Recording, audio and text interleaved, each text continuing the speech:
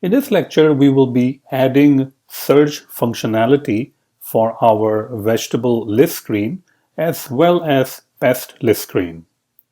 Make sure to add the sample data traits in your preview, or else your preview will fail because it does need the model container. So make sure that you add sample data as traits in the preview. Okay. So currently we have around maybe 50 to 70 different vegetables.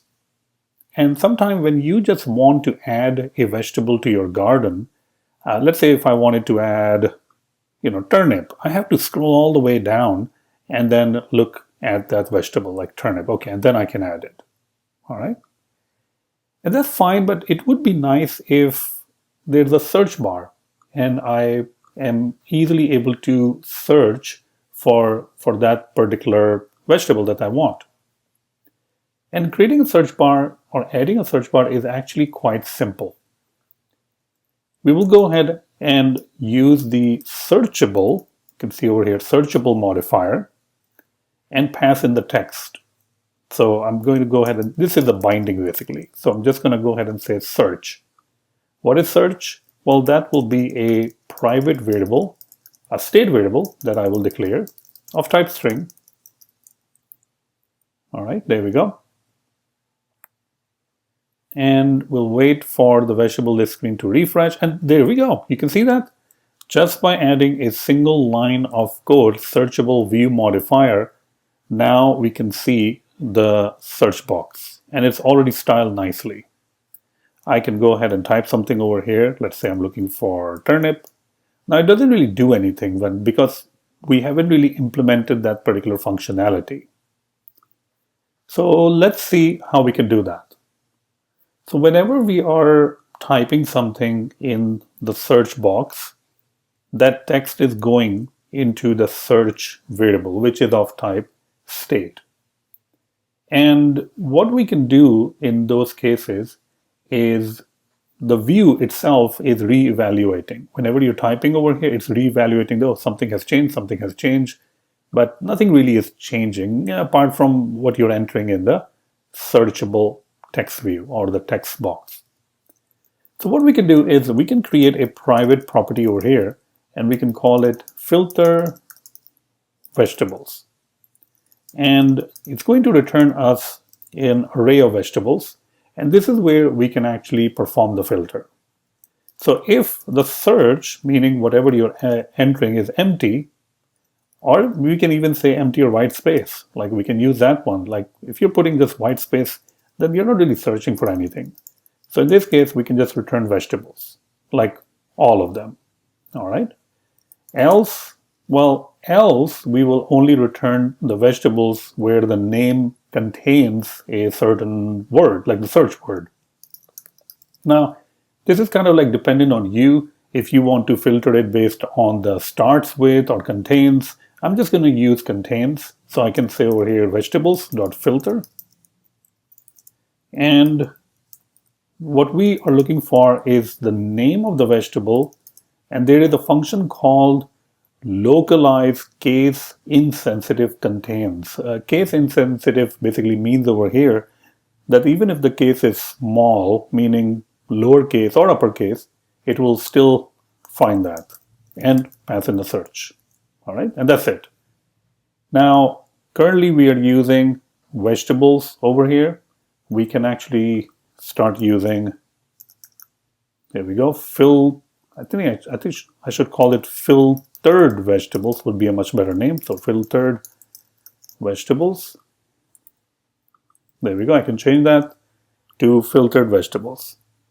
All right. Let's go ahead and build it. And now we will be able to see that if we can actually, search it or not. Now, whenever I enter something in there, it kind of automatically uses the uppercase. Even if the cap lock is on, I guess I can, or off or on, it doesn't really matter. It's always using that. Okay, so I'm going to go ahead and search for turnip. See that? It comes up. But it's performing beans like contain search. Contain search basically means that anytime I'm searching for a particular word, if that particular word contains in the name, then it will come up. And that's pretty good. I mean, that's exactly what I wanted, right? Because if I'm searching for pepper, yeah, I want hot pepper and sweet pepper, all right? If I'm searching for tomato, then you can see that it's coming up. So there we go. I mean, that's how you will implement the search very easily, as you can see, in your vegetable list screen, all right? What if I entered something like it doesn't really exist? So if I'm entering, oops, not over here, but over here in the search. So if I'm entering like, yeah, nothing comes up. I mean, that's fine, right? So it's working great. Now we can use the same functionality in our pest list screen because it's going to be literally the same thing, all right? When you're searching for something, it's going to be pretty much the same exact thing. So let's go ahead and do that, all right? For this also, I'm going to go ahead and create a searchable. So searchable with a text, we can say search. There we go. This can be a state variable, private var search. Okay, so now we have this search part, which will hopefully appear. Now, also keep that in mind that we are using the navigation stack. We are in the actual application, but in the previews, make sure that you're using the navigation stack. All right, that's important too. So now how do we filter? I mean, we have an array of pests. So I'm thinking that can we just search it in the same way? I mean, can we just filter it in the same exact way, right? I mean, we can just do that. We can just go to our vegetable list screen and use the same approach.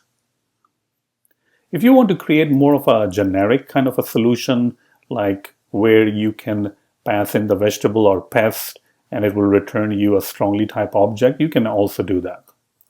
So I'm going to go ahead and say filtered pests.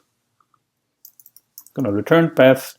This is all fine. I'm just going to return pest if it's empty. And over here, we're going to filter it. I think the pest also has a name, so that will work out. And then we can change this to filtered pests. Okay. All right, there we go. Let's go ahead and search for some pests. So I'll say aphids. Now, I don't really know that much pest name, but there we go. Onion fly, maggots. So all of this is coming up. Bean something or beet. All right. A lot of things are starting with like beet or bean.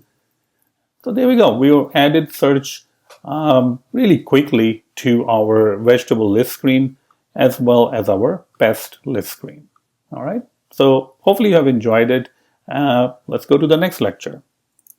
If you like this video and want to support my channel, then the best way would be to check out azamsharp.school. Azamsharp.school is one of the largest collection of iOS development videos. I have courses on everything that you can imagine for iOS development. This includes Skip, AI for iOS developer, full stack e-commerce app development using SwiftUI Node, Postgres, SwiftUI architecture, Supabase, Firebase, Firestore, core data, full stack iOS development using Vapor. Oh, it's just so much courses, so much to learn, right? Test-driven development, MapKit, Reality Kit, machine learning, so many courses. And I also host workshops. Now these workshops are 3.5 hour long, and they are very, very hands-on. The next workshop coming up is on February 7th, but you can always look at the workshop pages and enroll for these workshops. You can enroll for these things by purchasing individual courses, or you can also become a monthly or annual member and you get access to the workshop for free. This is a pretty awesome deal. So hopefully you have enjoyed it, and thank you so much, and make sure to share the video, and I will see you as an Azam Sharp member. Thank you.